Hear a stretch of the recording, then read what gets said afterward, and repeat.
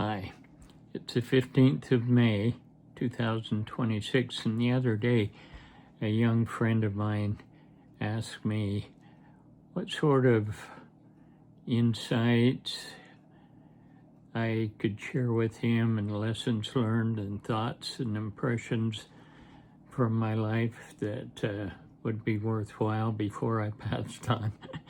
And I had to laugh because I wasn't thinking I'm about ready to pass on. Although I'm just about 82 years old, I'm in good health and the Lord has blessed me. But it did get me thinking, and I thought I might do well to catalog some of my life experiences and share them in a way that might be helpful or beneficial or entertaining or boring or whatever to anyone that is in the family or friends or church members or anyone else that might just be interested in an old man's perspective of life. So I thought what I'd do to begin with is maybe just start with a quick overview of my life, and then any succeeding sessions would fit into that overview. So to begin with, I was born on October 3rd, 1944 in Calgary, Alberta, Canada. I think my first recollection of anything is a little event that happened when I was probably 2 or 3 years old, and we were living in southern Alberta at that time in a little town named Hartley, and it was a particularly severe winter, and my older sister Yvonne and I were outside playing, and she was carrying me on the toboggan or pulling me on the toboggan. And we had a chicken coop, and the wind had blown. In southern Alberta, the wind blows a lot. And so the wind had blown into great big drifts that had gone up to the roof of the chicken coop. And I remember her pulling me on the toboggan up to the top of the chicken coop, and then us the sliding down. That's about the earliest recollection I remember of anything. From there, early memories are of us living in Calgary. I remember living in a house in northern Calgary and getting a little fire engine for Christmas one year. Possibly it was for my birthday. But it was a little fire engine that I'd get in and pedal, and it was just a delightful experience. I don't remember when my mother and father got divorced, and I don't remember really any experiences when my dad lived with us in the house. But I do remember several memories from when we lived on Home Road in Montgomery, Alberta, which is just outside of Calgary.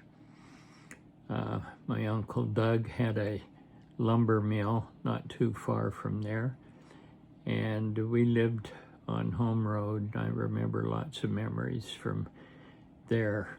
I remember sitting at the knees of my mother in the evening. Linda Lorraine was a baby. Yvonne was a little bit older than I was maybe 6 or so.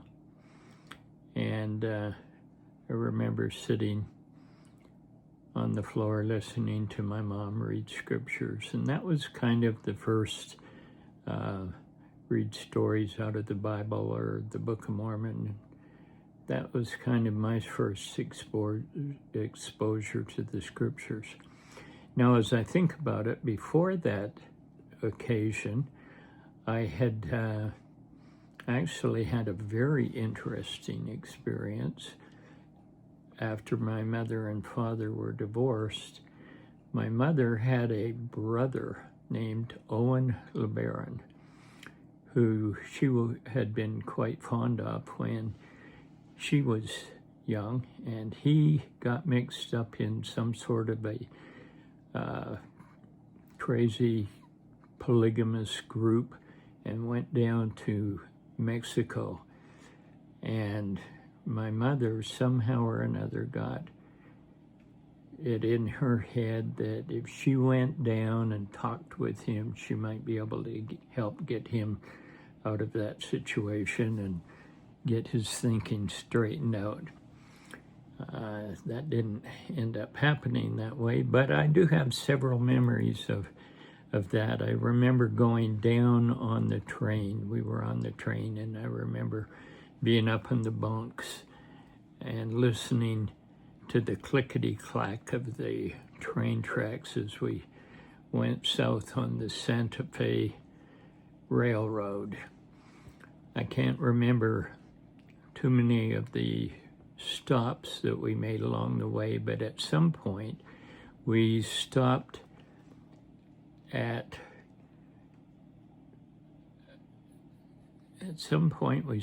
my Uncle Owen's house, and I don't know if it was still in California or if it was actually in Mexico, but we stopped there and visited with him, and he had several children. My older sister Yvonne, and I played outside with the children. I can remember a great big water tank with water bugs scooting across the top of them, and that was quite interesting and something I'd never seen before.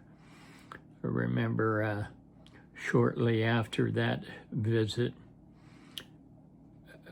we piled into the back of an old truck, probably like about a 2-ton truck that had a big box on the back, and our whole family got in the back of that, and we drove for a long time. It seemed like a long time to me anyway. And finally drove up in the mountains and got out at the name of a guy whose name was Ben. And don't remember much about the disembarkment or the trip there, other than we were just kind of under a tarp in the back of this truck going mile after mile, hour after hour. But eventually we got to Ben's place, and I remember one of the first things I noticed about his little farm up in the mountains was he had a ton of goats. But sooner or later, at some point, we ended up, Mom and Yvonne and myself and Linda, and Lorraine was just a baby. We ended up being in a log cabin up on the side of the mountain. And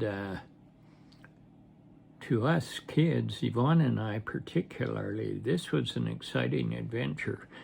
The cabin was extremely rustic, had a dirt floor and didn't have a door, had a blanket over the door to try and keep some of the flies away, had one window as I remember.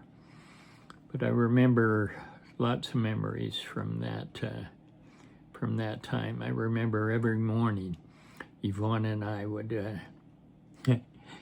it was our job to go down the hill and fetch a pail of water that we would use, that Mom would use for cooking and cleaning and whatnot. And we'd go down the hill and get a pail of water out of this old pump, pumping it, pump.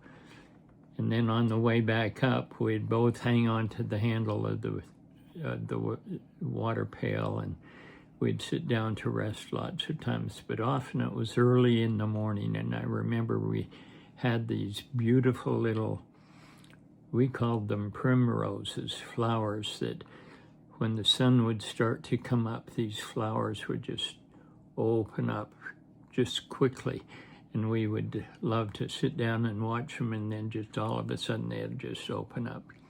So that was one of the fun memories.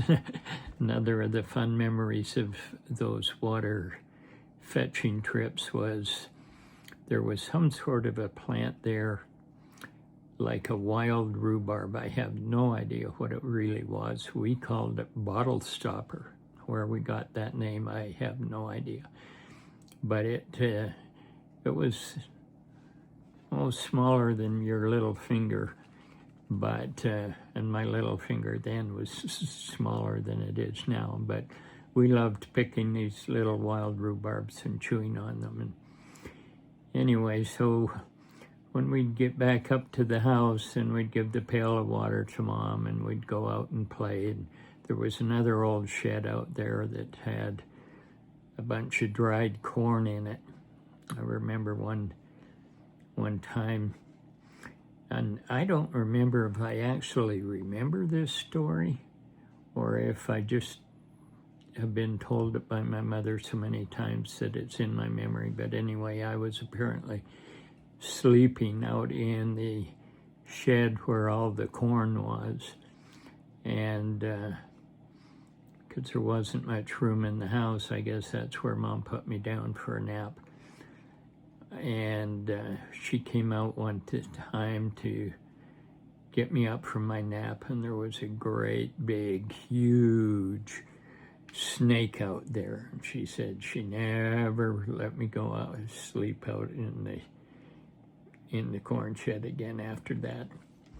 Also remember we had a few chickens, maybe 3 or 4, up by the log cabin, and they'd wander around the house, and not the house, the yard, and they'd wander around the yard, and we'd chase them, and it was lots of fun. But I remember going down the hill even further past where we got the water, and look at all of the goats that Ben had, and we'd sometimes go down there and bring a bucket of goat milk back up, and Mom would use that for cooking and making goat milk cheese, and we'd drink goat milk. Oh, those were rustic times. I can remember. My goodness, I remember trying to shoosh the flies away from the milk, because they would try and get in the milk, and you didn't want to drink the flies. It's interesting what little kids think of. We weren't too worried about sanitation, or didn't think much about it back then. Anyway, those are kind of my memories of being in Mexico. I remember somehow or another, I don't have any idea how Mom got word to Dad. And fortunately, Mom and Dad, after they were divorced, fortunately for us kids, Mom and Dad kept a very good relationship. And so when, I guess, when Mom was down there long enough that she realized she wasn't going to change Owen's way of life or his crazy decisions, she wanted to get out of there and get home. And I guess she hadn't thought too much about that. I don't know. But anyway, somehow or another, she got word to Dad. And he and a friend of his brought a brand new convertible car. Probably, I'm guessing, probably about a 1948 Chevy, but it was red, and it was a convertible. And I can remember the day he arrived up at the cabin, and all these Mexicans were milling around, and I can remember sitting in the back of the car, and all of these people milling around looking at this shiny new car that they'd never seen the likes of before. And then on the way back, back up to Canada, I can remember a time when we reached the Rio Grande River, and all there was going across the Rio Grande were 2 huge planks with a couple of crossbars in between them, and you were supposed to drive your car across on these planks. I say planks, but they were more like big, thick timbers, like a great big square telephone pole, maybe twice the size of a telephone pole. But anyway, I remember Dad's friend got out and walked across. This must have been maybe one of the narrowest places on the Rio Grande River, but anyway, he walked across, and then he would guide my dad one way or another to make sure that the wheels stayed on the timbers. And I can remember looking down out of the window into what seemed like an awfully deep chasm. I don't know, it may have just been 20 feet above the thing, but looking back at it in my memory now, it seems like it was 100 feet. Anyway, we made it over that. I remember another time in some town on the way back, there'd been a big rainstorm and a big flood, and we had to get across this big pool on the road.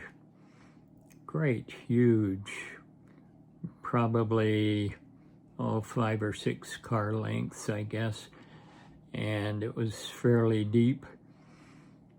And I remember starting through this great big puddle of water on the road, and then the water got deep enough that it started coming in the water, or in the car, and so we got up on the back seat and got our feet up on the back seat, and the water was down on the floorboards. Yeah, that's funny. I remember the car stalled in the middle of the puddle, and I think Dad's friend's name was Jerry. I think Dad and Jerry got out and tried to figure out what to do, and there were some Mexican fellows over on the side of the road, and they went over and talked to them and got them to come help push us out of the puddle.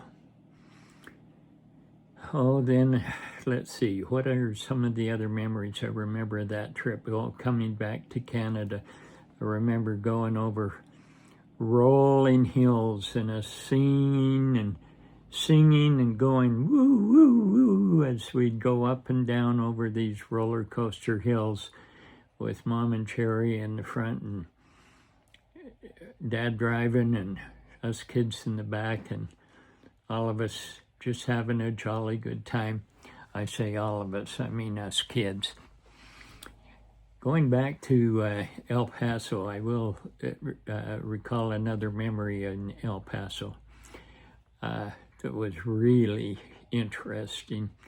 We stayed the night in El Paso when we got there, and somehow Dad had gone out to the street vendors or whatnot and brought back a great big apple that we were going to have for a snack before we went to bed. And as he cut into this great big apple, it was just full of worms. I remember us all being really disappointed that this apple wasn't edible because it looked so delicious. And just before we started to get ready for bed, we heard boom, boom, boom, boom, boom. And lo and behold, you can't believe it, but there was a real live gunfight out on the streets in El Paso. I wanted to run to the window and watch it, and we saw a couple of guys shooting, and Dad quickly pulled us kids away from the window and made us lie down on the bed. And, after 10 or 15 minutes, it subsided, and we just went on our way. Let's see, only one other memory I remember on the trip back to Canada, and that was when we were going through a desert somewhere. Oh, probably in Nevada would be my guess. Could have been Arizona. Somewhere in there. We were camping for the night, and the road we were traveling on was nothing more than just an old trail, kind of like an old wagon trail practically. But anyway, we pulled off the trail and pitched a tent, and the adults were all getting things ready, I guess cooking dinner or something, and taking care of Linda and Lorraine, and Yvonne and I were off exploring. And I remember coming across a great big huge scorpion, and I wanted to play with it, and fortunately Yvonne pulled me away from it, and we were just in our bare feet, so it would have been a pretty nasty bite had I had that. So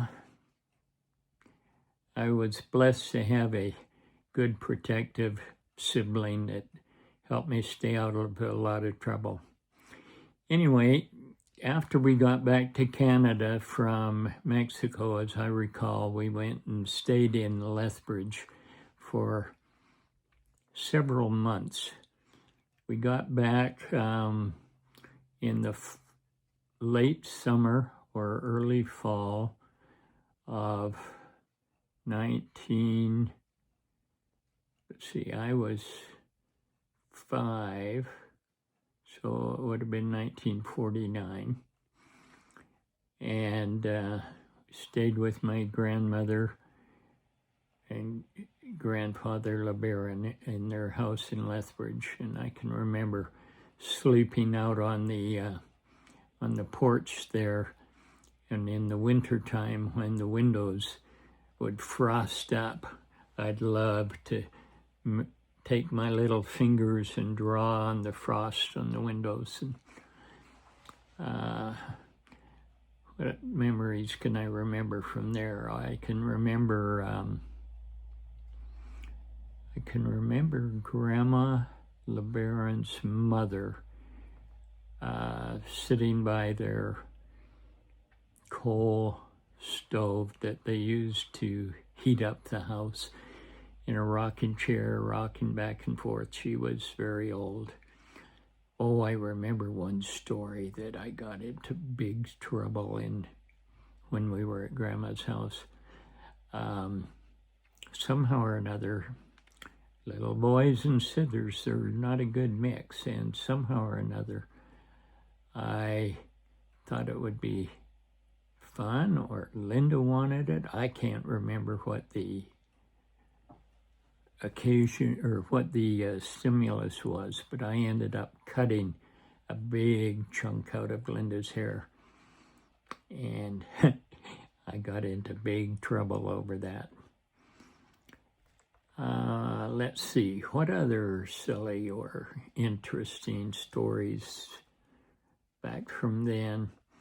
Back in those days, next to Grandma's house, or close to it, my mother's sister Rita and her husband Grant lived with their kids fairly close, and we played with them a little bit. But those are the only things that I remember right now about that stage of my life.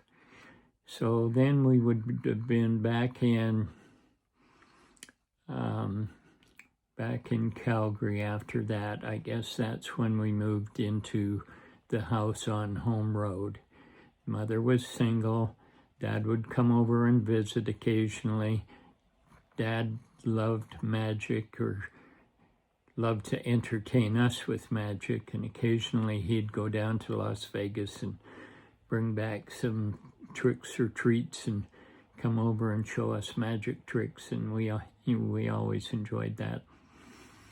I can remember while we were in Montgomery on Home Road, up the road probably maybe about half a mile on the other side, there was a big old crematorium, and we used to think that was a spooky old place. But we had lots of memories there. I can remember in the wintertime we'd go up the hill and go tobogganing. And one of the times I remember going up there, we'd have to go through this barbed wire fence, and then there were some cattle out in the field, and then we'd go up the hill and then come sliding down on the toboggan. Usually my sister Yvonne would pull the toboggan up, and then her and I, and sometimes Linda with us, would slide down the hill on the toboggan, or we also had a sled that we did it sometimes. But one time we were coming down, we went up the hill and turned around and just started coming down, and this great big old bull came chasing after us. And we were so scared. But the funny thing is we had a good speed up, and we just kept going, and we ducked our little heads under that cover of the toboggan and slid right underneath the barbed wire fence. And that was a fun little memory. Another memory I have of living there in Montgomery was my friend and cousin Roy LeBaron, Uncle Doug's son, and his older sister Sharon. Yvonne and Sharon and Roy and I would often have fun together and do shenanigans and things. But one time I remember, after one of my birthdays or something, Dad had given me a BB gun. Oh man, I was a mischievous little twerp, because I remember Roy and I would sit on the side of the road in the tall grass and the weeds. Now this was a gravel road. This was back in the days when the cars had round moon hubcaps, and we would sit back. We would sit in the weeds on the side of the road, and when a car would come by, we'd try and shoot the BB gun and hit their round hubcaps and see if we could make a big ping. And of course, they didn't know that it wasn't just a rock from the road that went up, but we knew, and that was our target practice. Man, I would have got a whopping spanking if I'd got caught doing that. Let's see. Oh, at one point, when we were still in Montgomery, I don't remember too much about this, but I got playing with some matches in the backyard, and there was a bunch of tall grass, and I got a fire started. And that was a very scary experience for me. I was able to get it put out before it got over to any buildings, but I learned an important lesson not to play with fire at that point in my time. I do remember one 1st of July, Canada Day. In Canada, the 1st of July is like 4th of July in the U.S. We had firecrackers, and I remember coming home from school one time, and one of the boys from school, who was kind of a show-off, he had a bunch of firecrackers in his back pocket, and one of the other boys came up and lit those firecrackers in his back pocket, and they burnt his butt bad. He had to go to the hospital. So we all learned an important lesson about that, is you don't just have fun without thinking about the consequences ahead of time, because sometimes those consequences can be really quite serious. Remember, my sister, school days back in those days were quite different. I remember the boys in my in my sister's school class. She had long braided hair, and we had on our desks we'd have little bottles of ink to dip our pen into for our writing. And every once in a while, Yvonne would come home and the boys would have dipped her braids into the ink so she'd have black tips on the end of her braids. Okay, well, I better get moving along here because this is supposed to be an overview. So from Montgomery, we stayed there, I think, until Mom met Frank Pratt. And she met him on a trip that they went with members of the church down to Salt Lake City to General Conference one year. And she met Frank on that trip, and they courted for a while. And Frank had 6 children by a previous marriage to Hulda Pratt, who had died, I believe, of cancer, if I remember correctly. And Mom had the 4 of us, and they fell in love and got married, and then there were 10 of us, and that was at that point we moved from Montgomery to Calgary, up in North Calgary. And that was a rough transition. Frank was a very harsh and disciplinarian sort of man, very different from what my dad, who was easygoing, loving, kind, fun. Frank had a lot of problems. He'd just gone through a bankruptcy. He'd gone through a wife who had died of cancer. He'd had lots of problems, and looking back at it at this age, I can understand a lot of why he was the way he was. But as a child, it was brutal. He grew up with getting disciplined with the rod or the belt, and he passed that same discipline on to us. And so we didn't like that very much. Didn't like it at all. His own kids didn't like it, and the 4 of us especially didn't like it. But anyway, we kind of lived in that environment for a while, and eventually we went down to a farm in Bow Island in southern Alberta. I'm trying to think when that would have been. It probably would have been, I'm guessing, maybe 1954, somewhere in that range.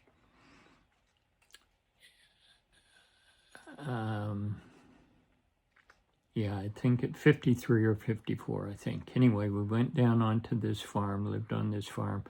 Frank had been traveling back and forth and building a house that would fit all of us, and had gotten a big farm loan, I guess. And so we lived down on the farm for a number of years, from the time I was probably 9. I remember I was baptized when we were still in Calgary, so I was 8.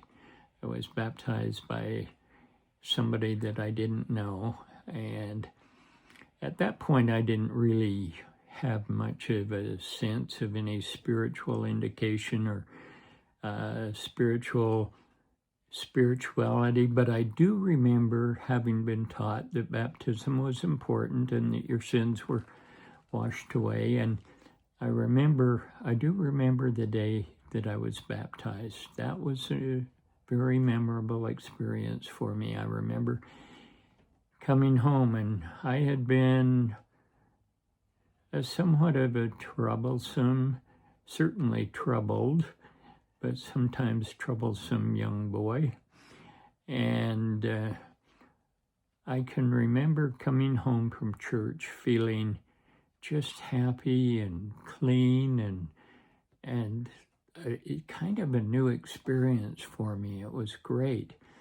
And then one of my stepbrothers did something, I can't even remember what it was, to irritate me. And I swore at them. And it was like, oh, this dark cloud just, maybe it wasn't so much that a dark cloud came over me, but this beautiful, bright light and happiness and joy just kind of departed from me, and I went back into my old kind of self. And I noticed that difference a lot. And I remember going off into my room and climbing up on my bunk and just being by myself and thinking about it and thinking about how I needed to try and be a good boy, because I wanted to have those good feelings. Anyway, after we left Calgary, we went down to the farm in Bow Island, lived there. Lots and lots of experiences there. Growing up with animals and learning to do farm work and all kinds of things. I was there probably from age 9 till 15. And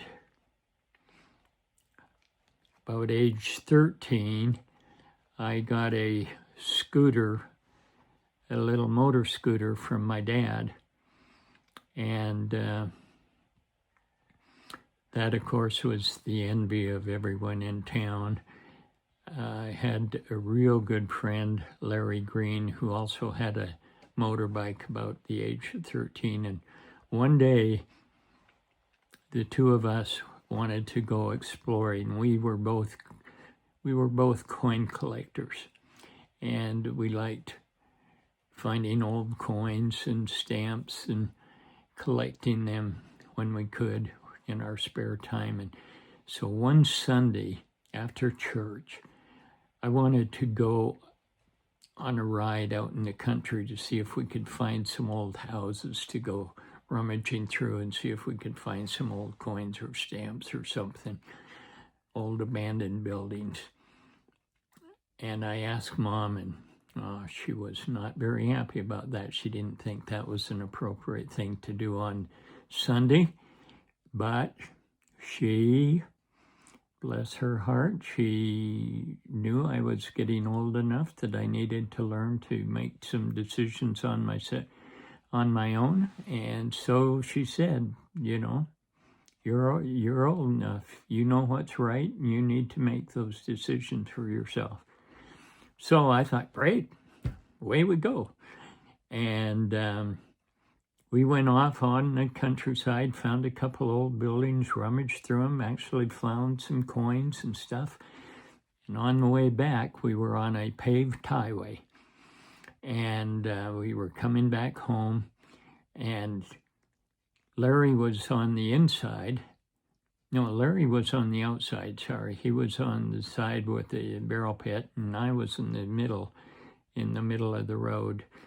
And he was looking off to the right, and I was looking off to the left to see if there were any last-minute old houses or buildings that we might find.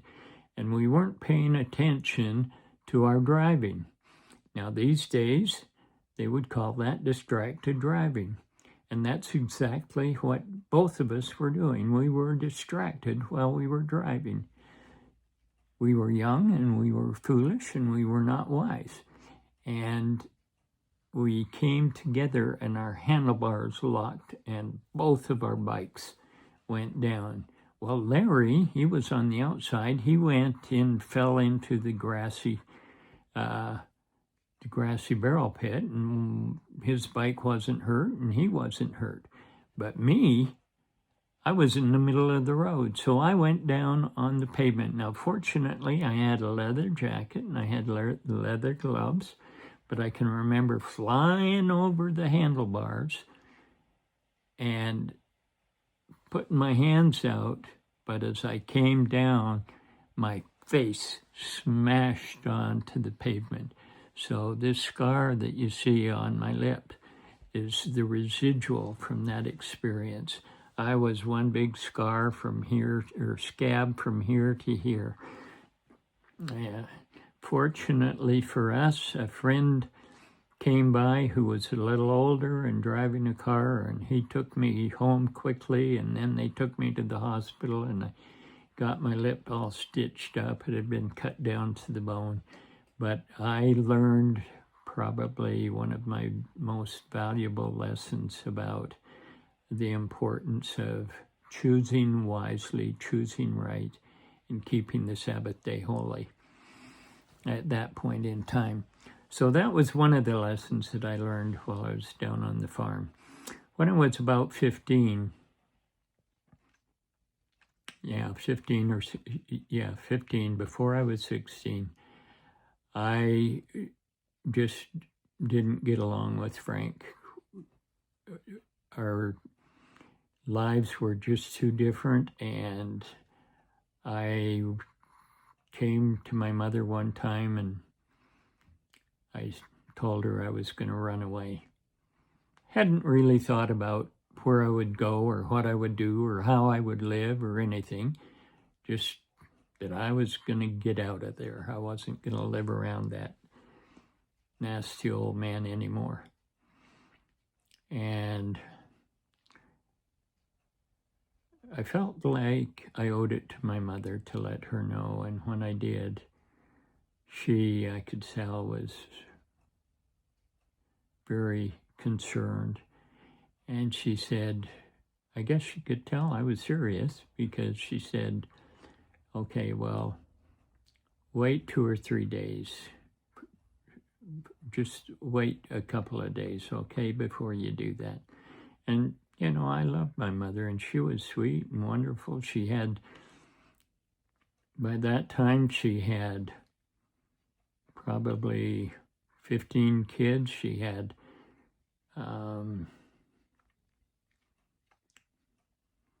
she had 4 with my dad, V. Keith. She had 6 stepchildren, and she had Barbara and Janet and Franklin and Brian. I can't remember if Dan had been born then yet or not. So she had at least 14 kids that she was worrying about at that point in time.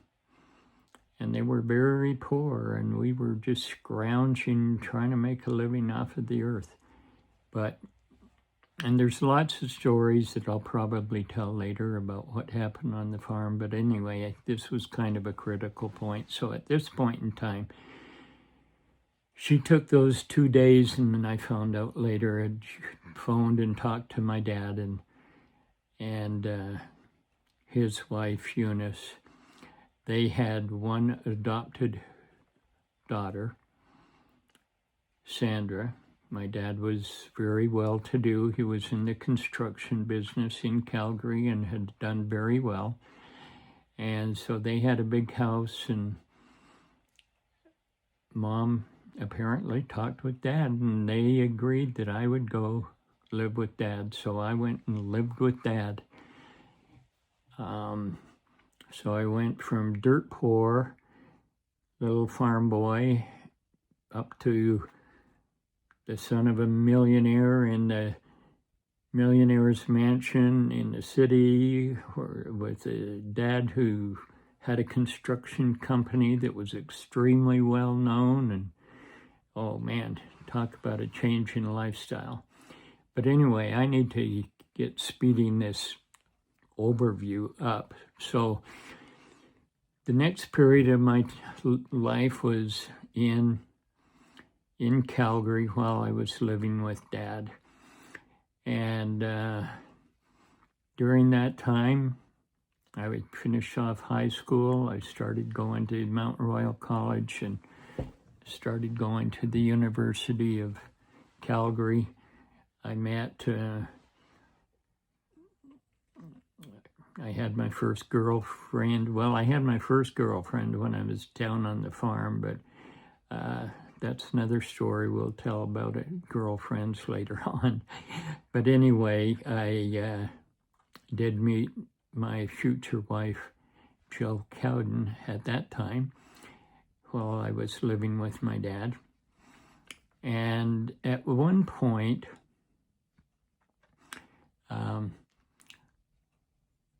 while we were in Calgary, Yvonne had got married to Lane Atwood, and they had a nice house not too far away. And because I had a nice brand new motor scooter, I would spend a lot of my time over at my sister's place with Lane and Yvonne. And fortunately, I got a lot of spiritual grounding from my sister.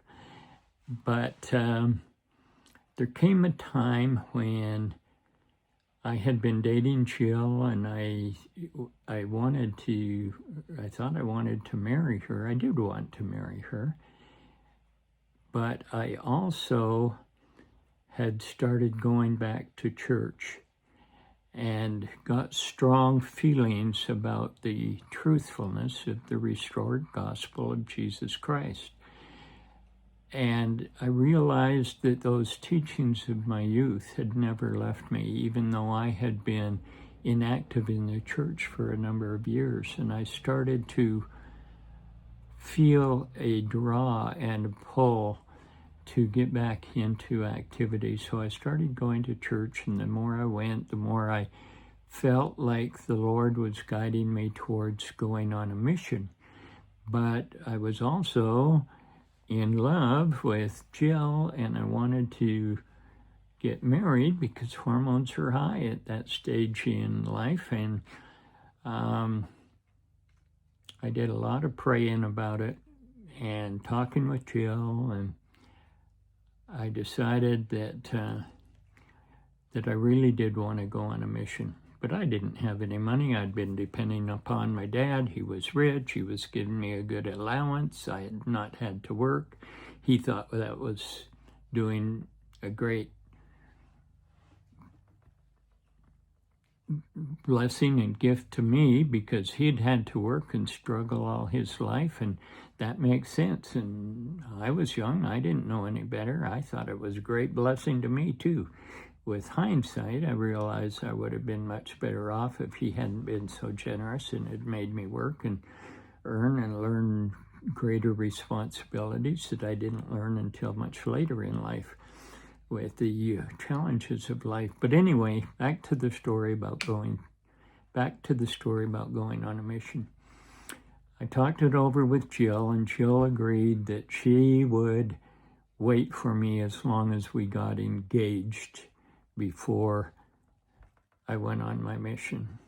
So much to the dismay of my mother and my bishop, and against the counsel of them, we got engaged. And then I continued to prepare for going on a mission. Got clothes ready and sold my brand new car that I had at that time, which was a 1964 convertible. My dad said he would not support me on my mission because he was not a member of the LDS Church, had been, but had been excommunicated and was not feeling very favorable towards the church. And so, but he said, but I gave you that car is yours, you can do with it what you want. If you want to sell that and use that to fund your mission, then that's your choice, but I'm not funding you. So it was kind of a face-saving way for him to let me have the finances to go on a mission. So I went on a mission. I came back from the mission. That whole mission experience, I went to New York City, served as a guide in the World's Fair in 1964 and 1965. I served out on Long Island, a town named Babylon, in Manhasset. I served in Manhattan for quite a while. I served over in New Jersey, in, oh my goodness, I've forgotten the names of the towns already. Short Hills was one of them, but a number of places over there. And then came back off my mission, got married to Jill. Then there was that whole section of my life where I was married to her. Finished my schooling, started off in Calgary. We were given a house by my dad shortly after we were married, so I continued to go to school. I started out in pre-dental school in Calgary, but after the first year I did not do too well, and I realized that I was not up to the organic chemistry part of the dental program, so I needed to change majors. And in the process of thinking about what to do there, we decided we were going to go to BYU, and Dad agreed. And so the next year I went down to BYU. By this time we had Todd and wait a minute. Oh my goodness, my brain. I think, no, Todd was, okay, so Todd was born when we were down in BYU.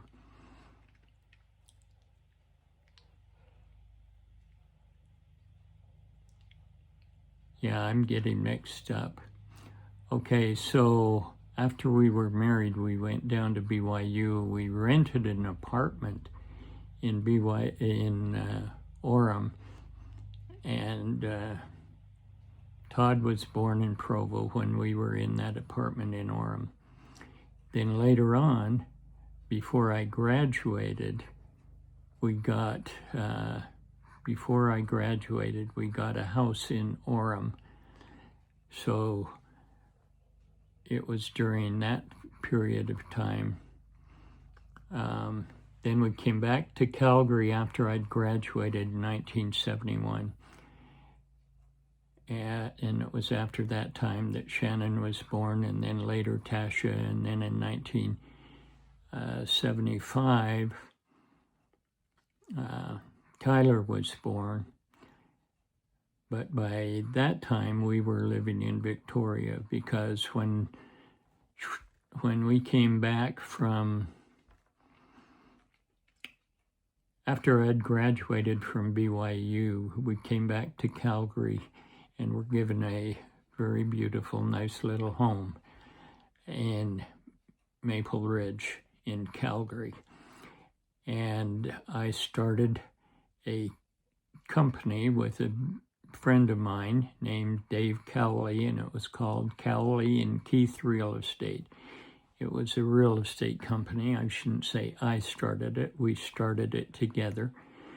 Dave had been an experienced and very successful real estate salesman, and he was very attractive to the name of Keith because of Keith Construction, was very well known, and knew that would be a big help. And I had received my bachelor's degree in business administration and computer science, so that would fit in well. So we got that going, and it was going really well, really quickly. But for some reason or another, after we'd been doing that about a year, I felt impressed, and Dave also felt like we needed to exercise the buyout agreement we had. So he bought me out, and I took that money and we went to Victoria and rented a house there. And I'll get into the details later on, but we got a house that we rented there while I built another house on a beautiful 16-acre plot of ground in Saanich Peninsula on the Victoria Island on Prospect Lake. And we were in Victoria for quite a while. I've got to speed this up because I'm 82 years old, and so far I'm only, maybe 30 years old in this story. So I've got to get going. What I want to do here is give an overview of my life so that anybody that's interested in finding out more details about some aspects of it can text me or say it in the comments, or ask me to elaborate on a certain part of my life that I haven't already elaborated on or mentioned much about, or maybe even missed entirely. So anyway, we were in Victoria for quite a while there, had some wonderful spiritual experiences there with Garth Galbraith, John Evans, Dennis McKay, Boyd K. Packard came up, interviewed me for a leadership position, but by that time we'd already put our house up on the market and were planning on moving to Utah. So from there we moved back down to Utah to basically to raise our family in that kind of environment. We felt like that was the right thing to do. Hindsight, it's hard to know. I suspect it probably was, but anyway, then I stayed in Utah with Jill, and that's where we raised our family. Tyler from basically from birth till he got married, and till Jill and I left in 1999, so that was a long time, 20 years there. And I'm going to have to go into all of that, the stories in that block of my life in a different session. But at the end of 1999-ish, Jill and I, the kids were all gone. Jill and I sold our house in Provo and moved down to Las Vegas. I went into real estate, was first a salesman and then a sales manager for Prudential Real Estate on Rainbow Avenue there in Las Vegas. That was an interesting period of time. Then from there, it was while we were in Vegas that Jill became determined that she wanted a divorce from me, and that divorce took place, happened, and that's where that happened. That was a very painful experience, and later I came back to Utah for a little while, did a little dating, found an online dating possibility in South Carolina, ended up moving there, marrying Deanna Peterson, and she had 3 kids, so that's another phase of life. We were married for 2 or 3 years, and then I went back to Cardston. Deanna divorced me. She was much, much younger than I was, and she divorced me, and I went back to Canada, lived in Cardston for a while, and then in Cardston, I got online and was much more careful with my dating process at that point in time. Met Debbie Carr, who was way out of I had determined in my mind that somewhere between Edmonton and St. George, Utah, there would be plenty of women possibilities. But one thing led to another, and I met Debbie online, and things seemed to click. We seemed to have similar values, which was the core criteria for me at that point in time. And eventually I came down to meet her and her family, and was carefully interviewed by them. Passed that test. I went back to Canada. We communicated some more until it got to the point I realized, hey, I've either got to move down there and we've got to get to know each other either better and move this towards marriage, or else break it off and get married to somebody close. But it seemed like the right thing to do, so I left the beautiful little home I had next to my sister Linda and brother-in-law Farron. I loved being there in Cardston, just a block away from the temple. But I came down to the heat of Texas, courted Debbie for a year, got married to her. Debbie and I had about 5 years where, well, I need to say after about a year, we got married, and then after about 7 or 8 months, I had a heart attack, and so that was a rather traumatic experience. But after a few months, that got taken care of, and I got out of that and got healed. And then we had a few years of good, happy, normal sort of living.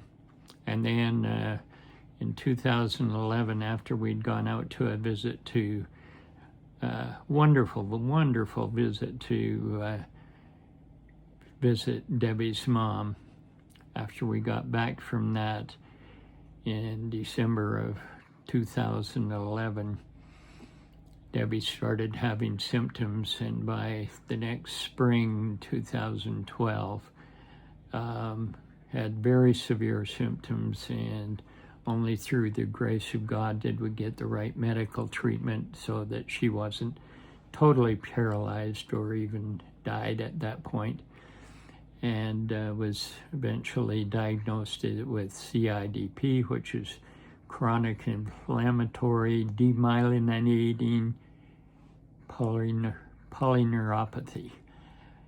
Quite a mouthful.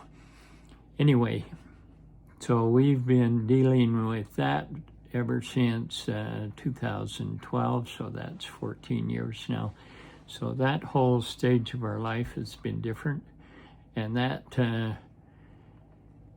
during that stage of life, the next big change came in, there's lots of stories between then and now. One of them was the hurricane of Rita, and then the amazing things we went through with that. And then after Hurricane Harvey in the fall of 2017, another big major change in my life took place, and that is that I was helping the church clean up properties, and we were working with an online thing and just getting the names of people that needed help desperately. And I was cleaning up properties with other church members, and we were going around, and I got a call. I was coordinating it at the time, and I got a call from someone out in Sweeney who had not done anything with their house, and this was like about 6 weeks after the hurricane was over. And so I thought, oh boy, this is going to be terrible. I thought we were just wrapping it up. So anyway, we brought the crew out here and mucked out the house and cleaned it out. It was the house of William and Zenaida Barraford. He was a somewhat handicapped old Nan. She was a Filipino lady who was working full-time as a waitress and was his sole breadwinner at that point. He had a retirement plan, but they just didn't know how to handle things. And so after the church came in and mucked out the house, I had a very strong impression that I should stay behind, let the church go on with the few little projects they had left, but I should stay behind and help this couple get their problems organized and get FEMA to help as much as they could. And I'd had experience in construction and real estate, so I felt like I should help them. And so helping them over the next year get their house put back together was another major block of storytelling times in my life. And then Bill got very sick and needed a lot of care. And at this time, I was still being the sole caregiver for Debbie. And then I'd come out here during the daytime. And this place that I'm in right now is the fixed-up house of the Barrafords. And what happened is after we got the house fixed up and they both moved into it, Bill needed a lot of care, and I'd had a lot of experience helping Debbie, and Mrs. Barraford was having to work full-time, and so I ended up doing a lot of care with Bill and found out that Bill and I really had a lot in common, a lot of common interests. We'd both been coin collectors, we'd both done construction, we both had a weird sense of humor, and we had a lot of things in common. Bill was not a religious person, and he swore a lot, and at least at the beginning, until I finally talked to him and told him how offensive that was to me, and he kindly and willingly changed his habits. But as his needs became greater and our interactions with the doctors became more difficult, I finally told Bill one day, I said, Bill, I'm going to adopt you as my brother because it's just too hard getting these doctors to cooperate. Your wife sometimes isn't available. Sometimes she has a hard time with the language and understanding everything that needs to happen. And Bill and I laughed, and he said, yeah, that's great. So from that time on, Bill and I became brothers, unofficially, of course, and his wife, Sinaida, who goes by the name of Bing, she became my sister-in-law. So a few years later, after much more trouble and trial on Bill's life and Mrs. Barraford's life, Bill passed away. I conducted the funeral and have continued to come out here and have a garden, have chickens, and have a survival sort of mentality out here. And Mrs. Barraford continues to work most of the week, long hours, but I come into the house and treat it like a family member, really. I treat her like she's my sister-in-law, and she treats me like I was her brother-in-law. And I'm able to help her a lot, and she has also been generous in paying for some of the work that I have done, and that's been helpful to us with our struggles as well. So that kind of brings you up to where we are. A couple of years ago, I started feeling like I needed to get out of the, I guess it was after the last hurricane, we had when the boat that I had out here on the river sunk.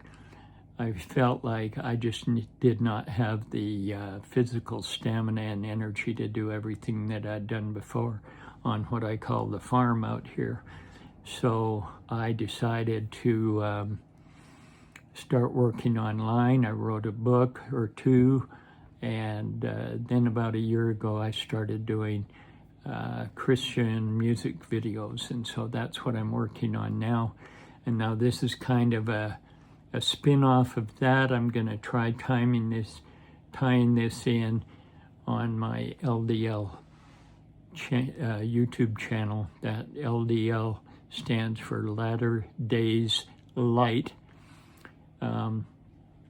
where hopefully I have inspirational songs and with this stories and tie-ins and thoughts and stuff that might be helpful to